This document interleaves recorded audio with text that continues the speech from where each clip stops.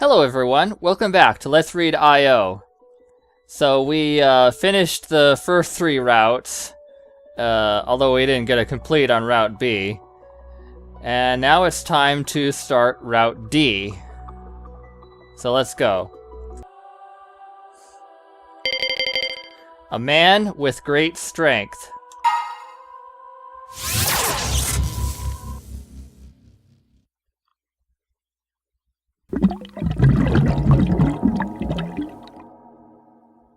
I slowly sink, my entire body suffused in the inky black darkness. That viscous darkness coils itself around me. It's suffocating. I can't breathe. The cold surroundings greedily bleed me of any body heat I have left. Is it night right now? When I try to open my mouth, a salty fluid floods in. No air. Am I underwater? When I realize that, shivers rapidly shake me like a leaf in the wind. My screams are choked to silence in my throat. My voice has been sealed. My brain screams for oxygen, finding none. My field of vision begins to be stained a deep crimson color. The pain worsens with each moment. If I don't do something, then I'll... Suddenly, I notice a light faintly flickering overhead. A light from the distant skies. I'll aim for it. For her sake, I'll survive until the bitter end. A single spark. My resolve flows through my body like an electric shock, and my limbs start moving on their own. I forcefully push aside the syrupy liquid and rise towards the surface inch by inch. But the darkness around me spreads. The light above is slowly being swallowed up. The red that dominates my vision grows ever deeper. Is this someone's blood? Mine? The world's? The sky's? Or perhaps... No, I won't die. I'll be damned if I die. Only that thought gives me the strength to fight my way up. But I gradually begin to lose my senses. Just a little more. My fingertips are just a hair's breadth away from breaking the surface. This can't be! Gravity disappears. My sense of up and down disappears. I'm thrown from the watery world in the skies. Am I flying or falling? Where in the hell is this place? This blood-stained moon, this total lunar eclipse, is the only thing that fills my field of vision. It's as if the entire world and my senses exist only to serve that spectacle. Where is this place? And who am I? All my knowledge escapes me. I am lacking that which is known as self, as if I have been just born. Tabula rasa. Although I attempt to hold them, my memories slowly seep through my fingers, as if my brain had short-circuited. As if they were sand, as if they were water, as if they were tears, as if they were blood. When and where was I born? How did I grow up? I don't even have any sensation of a physical body, nor can I even remember my name. Having lost my substance, I am thrown out into space, merely a shadow among the stars. I have almost nothing left. Just one thing that I know is true and that I can believe in. Her voice, her plea of "save me," screamed from the bottom of her heart. That voice reverberates through me. It's the only thing that gives me meaning. That's right, I have to save her. That's why I'm here, doing this. No, wait. Impossible. Do I now exist? Oh boy.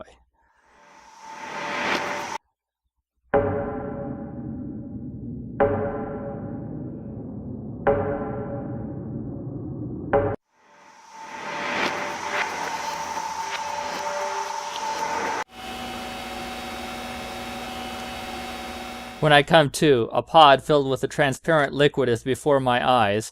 She is lying down in there, as if sleeping. Finally, I finally arrived. All I need to do is get her out of there. Then I can save everything. I came here for that purpose. I'm here for that sole purpose. It can't be! The tips of my outstretched fingers have been dyed red from the liquid in the pod. She's so very light. The heat from her limp arms and crumpled body quickly dissipates into the world around her. Her vitality drains quickly from her small body. I didn't make it in time. I couldn't save her. I finally lost my last hope.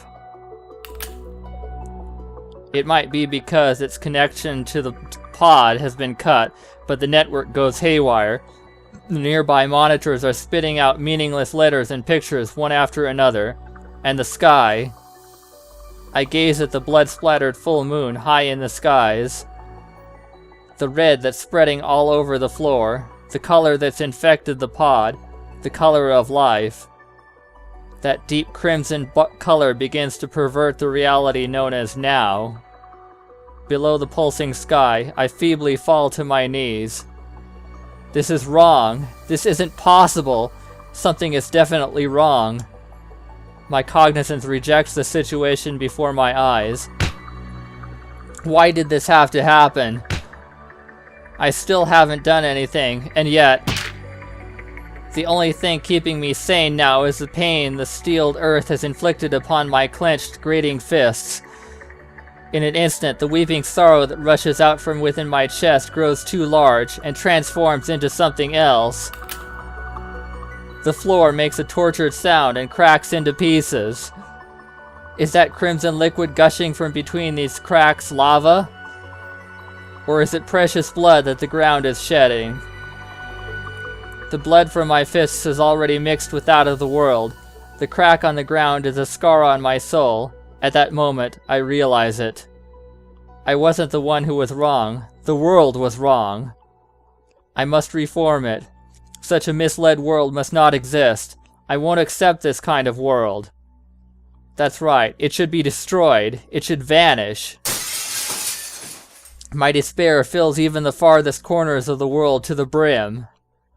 The sky bursts open and crumbles down like cracked glass. Fragments rain down endlessly, spelling the end of the world at this very minute.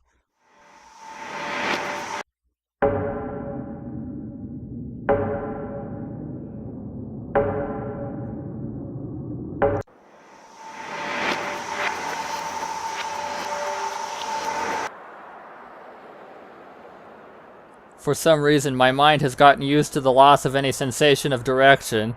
It's similar to a swirling sensation brought on by anemia. To use an example, I feel like a bird caught up in a hurricane, or a fish swallowed up by a whirlpool.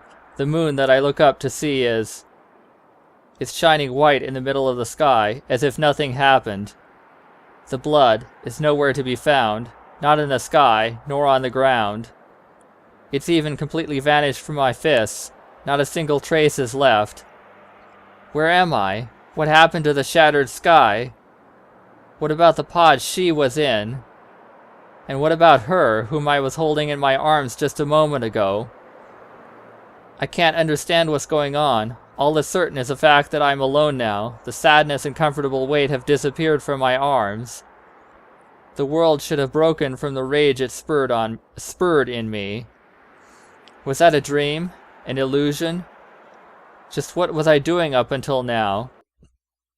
Did I stagger here, lost in a stupor from being unable to endure the despair of my failure to save her? Around my right wrist is an aptly named Moon's Age from Alpha Corp, a chronograph that also displays the moon's age. Since when did this watch start marking the passage of time? The me that I don't remember, does he know about this watch? The date on the watch shows that it's now April. It's spring.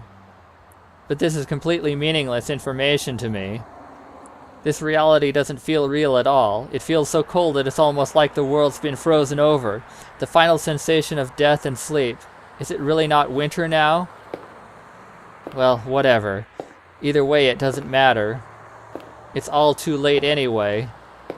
She has been lost for all eternity. The loss painfully gnaws a hole through the inside of my chest, with a fiery, blazing black liquid now filling it up. The name of that boiling, simmering liquid is Vengeance. I can never forgive the one who took her from me.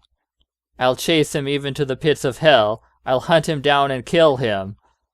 No one who gets in my way will be spared my judgment. Both of my hands have steel guns in them, prepped and ready to go.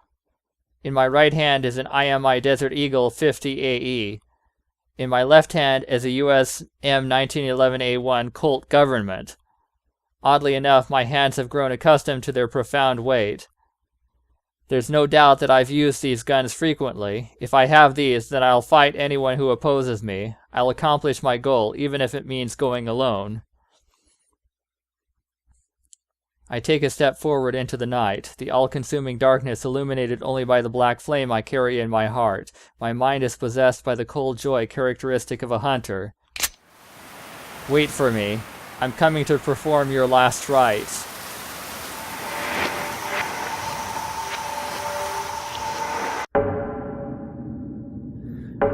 I guess he's jumping back in time like Yumi was.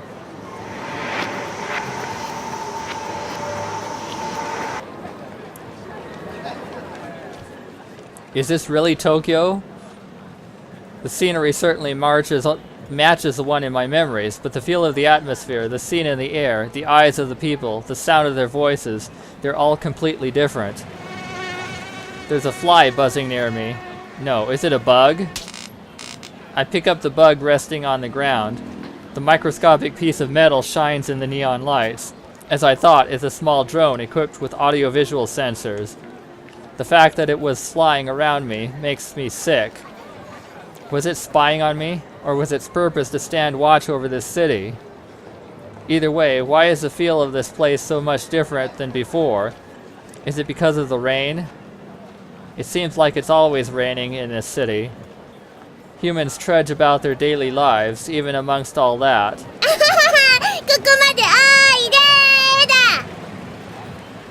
Even though it's late at night, children are laughing and running.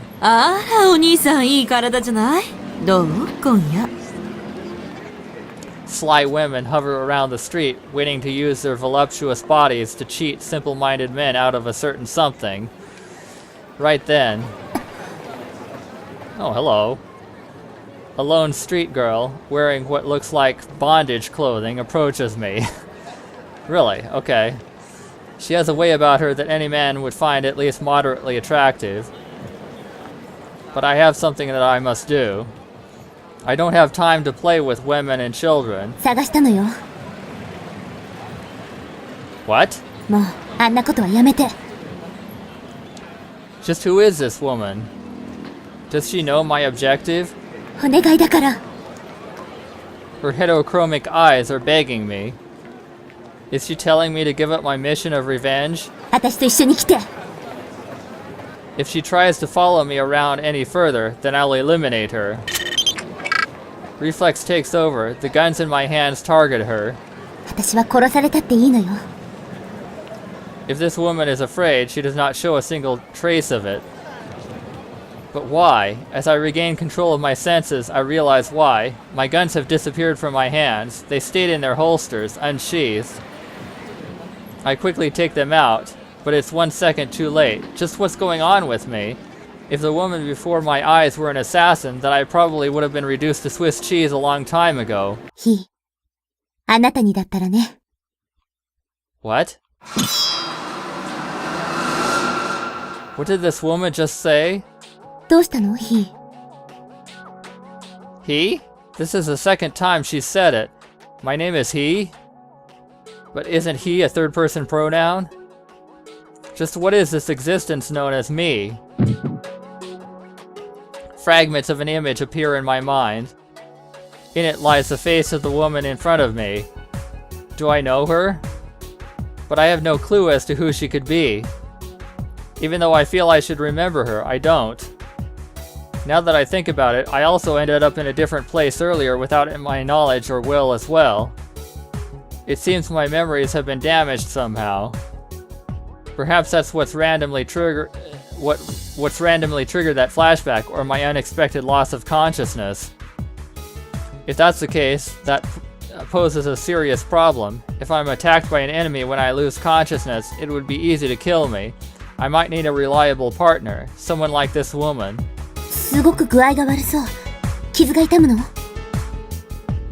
But can I trust her?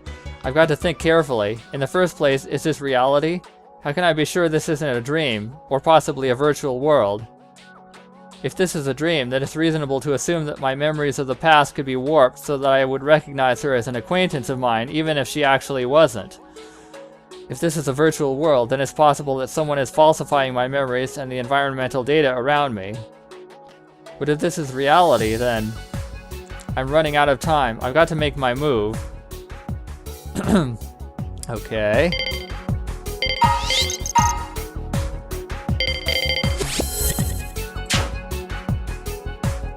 Yeah, let's talk to her. Who are you? How do you know me? And just what is this he of which you speak? I leer at her as if to say that her life is forfeit if she doesn't answer me. 覚えていないの。 The woman gazes at me with moist eyes, seeming as if she could burst into tears at any moment. She doesn't fear me, she's just disheartened that I've forgotten. Even so, I cannot let my guard down. Even this expression of hers may be a ploy. でも、そうね。今からでも覚えてくれれば、そしていつか思い出してくれれば、それでいいわ。The woman directly returns my stare. 私は。 Suddenly, I am assaulted by an intense ringing in my ears. No way, is it a volatile drug? No, if that were the case, then the woman should be suffering its effects. The ringing resonates louder and louder. My field of vision begins to narrow as if a squid had shot ink in my eyes. Huh. A bomb blast blows past me from one side. My body automatically reacts faster than I can even think.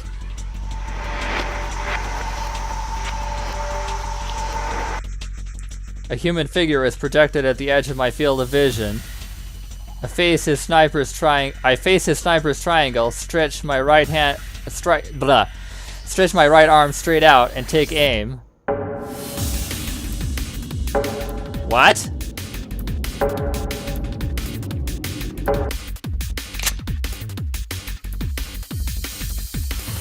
I'm holding my Desert Eagle Mark 19 50 AE, manufactured by Israel Military Industries. It's a large-scale magnum pistol nicknamed the Hand Cannon. My fingertip lightly puts pressure on the modified featherweight trigger, which in turn pulls the sear spring. The hammer strikes the firing pin. Despite the fact that the pistol weighs over 2,000 grams, the massive recoil travels up the length of my arm with the impact of a sledgehammer. The locking bolt is released, and the gun's slide vigorously recoils with the help of its gas-operated piston. As the fallen hammer returns to place, the handgun ejects an oversized cartridge into the air. A black hole pierces the chest of the man I aimed at, and red sprays from his back like an explosion, briefly carving miniature arcs through the air. The 50 caliber 430 grain hollow point bullet, with its initial velocity of 460 meters per second, explodes outward as it penetrates its target due to its massive kinetic energy. With a bullet this size, placement hardly matters. The assailant has received a fatal wound, his bones breaking and his flesh scattering. I approach and examine my opponent. His appearance, with his shaved head and sunglasses, tells me everything I need to know. He's one of the Code Breakers, the active force of the terrorist group Code. There's no doubt that he's my enemy. He calls out to me with a desperate expression. Why? Does he plan on saying I surrender? Or is he now planning to beg for his life after seeing how his comrade died? He's wasting his breath. I'll eliminate all who get in my way. I point my Desert Eagle at the Codebreaker who just called out to me. The first bullet hits his abdomen. The bullet pierces a hole that goes all the way through his back. The recoil throws off my perfect aim. The second shot goes slightly off target and hits his right elbow. It's still an instant kill, or at the very least he's in a state where he's completely incapacitated. The gun has perfect man-stopping power. Large caliber handguns were never originally intended for the battlefield. The Desert Eagle was developed as a sports model for hunting. Nevertheless, because of the gas-powered slide and because the barrel was designed to be fixed to the gun's main body, it's suited for undeviated shooting. But where is this place? Its interior is a mess. Barren walls, burned out lights, empty window frames, scattered fragments of furniture, a dust-covered floor. I can't be entirely certain, but I doubt this chaos was a result of the firefight from earlier either. It's likely just a trashed house that was abandoned by its owner some years back. It might only be a matter of time before it's completely destroyed. The fetid, stagnant air in the room lingers with the leaden presence of curses and unresolved feelings. It's the kind of place that exudes negative energy so strong people might get the impression that it's haunted on dark nights. Like someone or something could be hiding just on the other sides of the pillars and shelves, waiting. But if something is hiding here, it wouldn't be a monster, just a code breaker. And they aren't hiding very well. The simple fact is that I can see 3 of them in my field of vision. 2 of them are on my right. Their hands are lowering to their waists, probably so they can whip out their guns. The one directly in front of me has already drawn his out.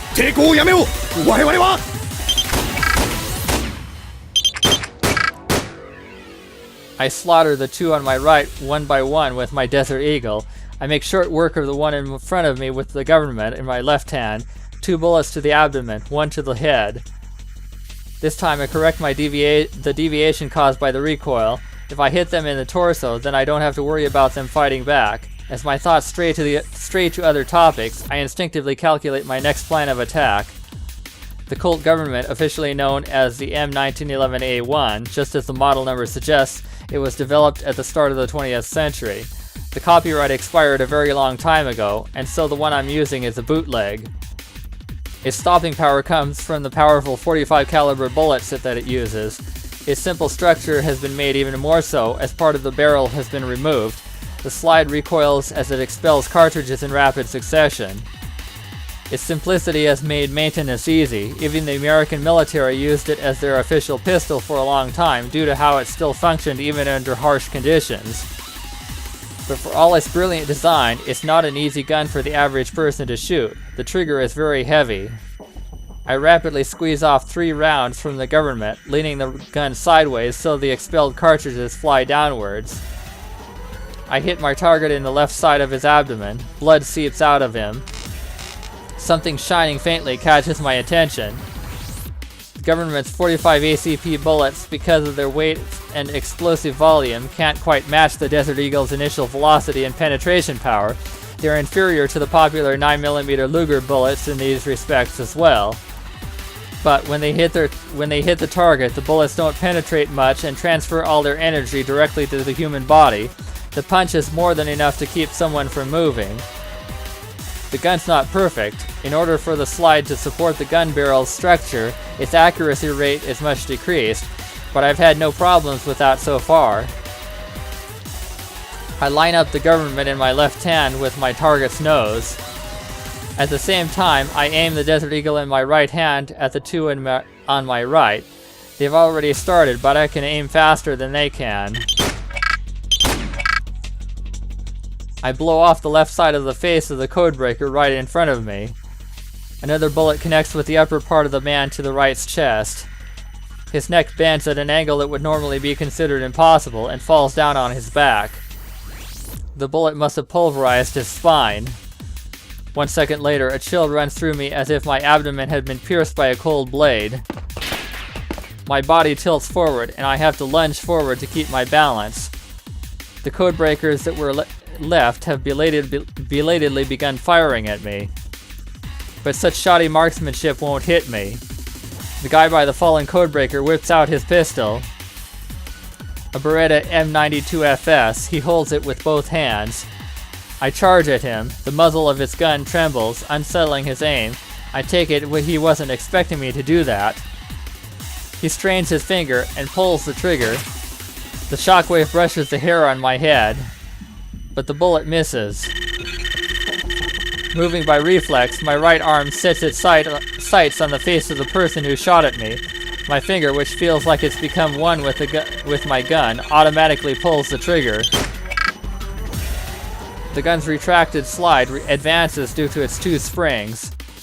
I feel the clicking sensation of the locking bolt being released. My enemy's mirror-shaded sunglasses are shattered, and he begins to fall backwards as if he had been knocked over. I stop advancing and turn around. Another enemy is standing straight up, holding something behind his back. I immediately take a giant leap to the right. It's a machine gun. I land on my right elbow and shoulder, then turn to face him. I turn my now upright government towards the enemy. I immediately pull the trigger twice.